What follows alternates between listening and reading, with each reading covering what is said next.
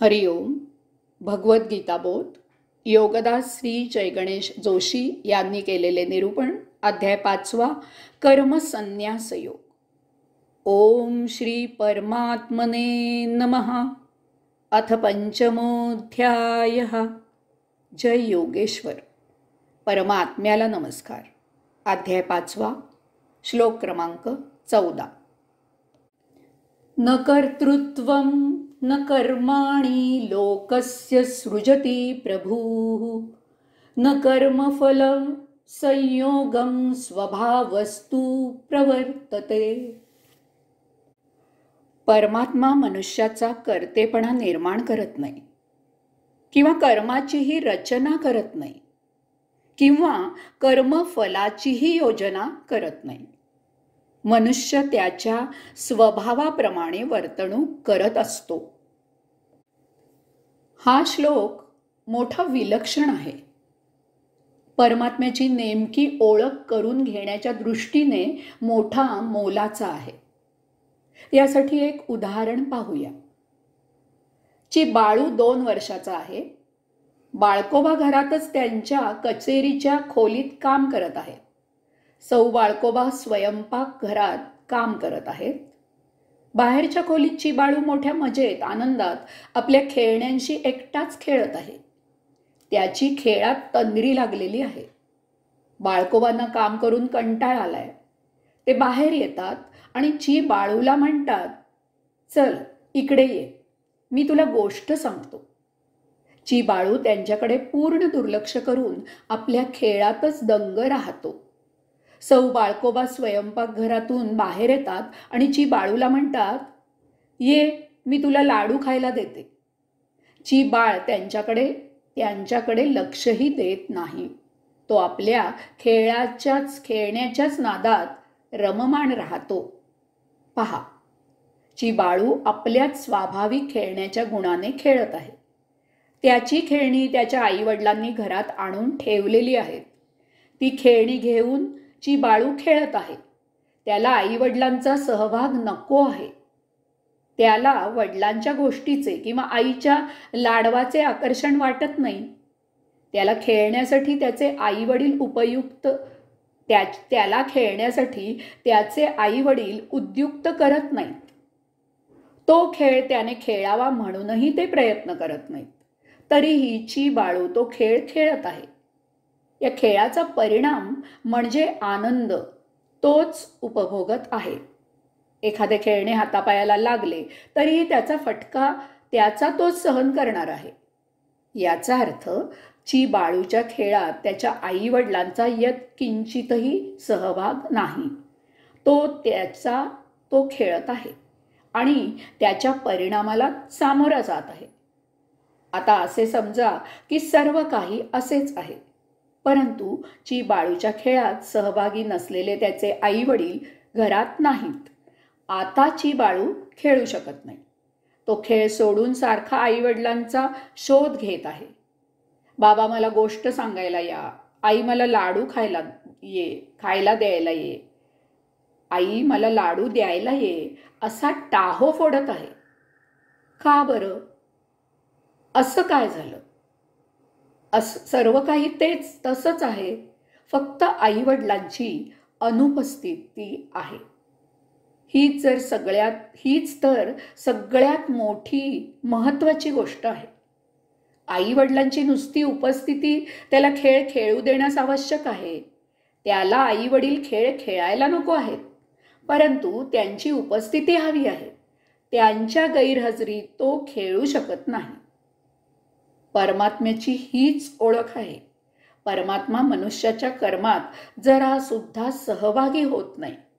तो मनुष्याच्या कर्माचा कर्तेपणा निर्माण करत नाही. मनुष्य तो स्वतः कर्तेपण स्वतःवर लादून घेत असतो. परमात्म्यामधून येथे अनेक वस्तू निर्माण झालेल्या आहेत. त्या वस्तू मनुष्य मिळवतो आणि ते मिळवण्याचे कर्तेपण स्वतःवर लादतो. परमात्मा मनुष्यासाठी कर्माची रचना करत नाही. मनुष्य कर्म स्वतःवर ओढवून घेतो. तो वस्तू जगतात व्यवहार करतो. त्यात परमात्म्याचा सहभाग यत्किंचितही नसतो. तो जे कर्म करतो त्याचे फळ त्याला आपोआप मिळते. त्यात परमात्म्याचा हात नसतो. कारण प्रत्येक क्रियेला प्रतिक्रिया असते. ती प्रतिक्रिया म्हणजेच केलेल्या क्रियेचे फळ असते. क्रिया कर्म करणे हा मनुष्याचा स्वभाव आहे. त्यात परमात्म्याचा संबंध नाही. आता प्रश्न पडतो की मग परमात्म्याची गरजच काय आहे? परमात्म्याचा संबंध कुठे येतो? परमात्म्याचा संबंध जितका सूक्ष्म आहे तितकाच महान आहे. जर परमात्मा नसेल तर मनुष्य काहीही करू शकणार नाही.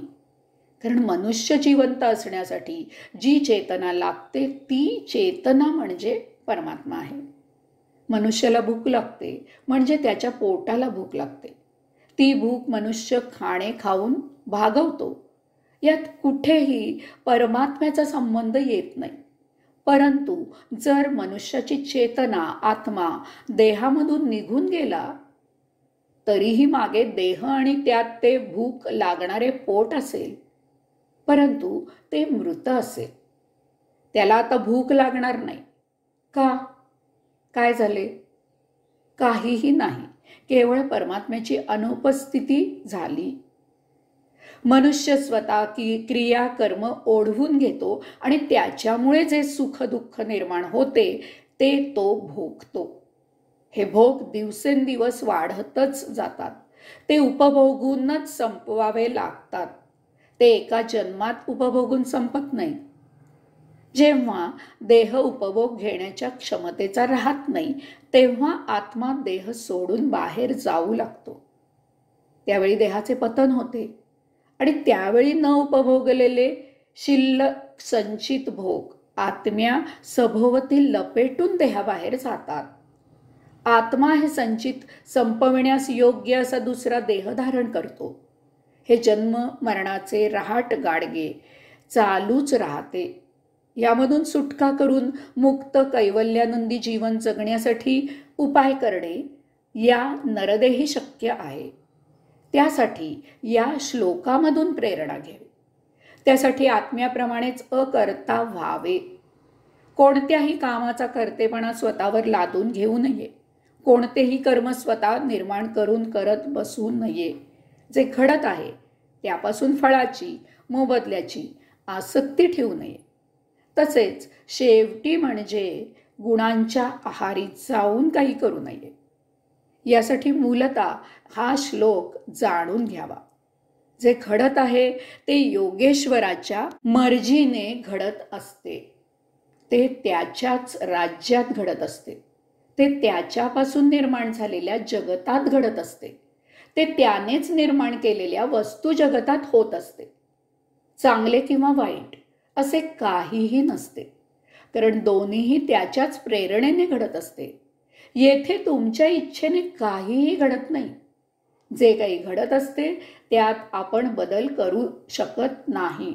होणारे होतच असते. मग यात स्वतःचा सहभाग मानून उगीचच क्षीण करून घेण्यात काहीही अर्थ नसतो. हे भान ठेवावे. हेच ज्ञान आहे. हाच साक्षात्कार आहे. यास्तव जे घडत आहे त्याला केवळ साक्षी राहून त्याचा आस्वाद घ्यावा. निर्गुणी राहून जीवन जगावे. जे घडत आहे तो योगेश्वराचा प्रसाद मानून सेवन करावा आणि कैवल्यानंदी जीवन जगावे. हरिओम.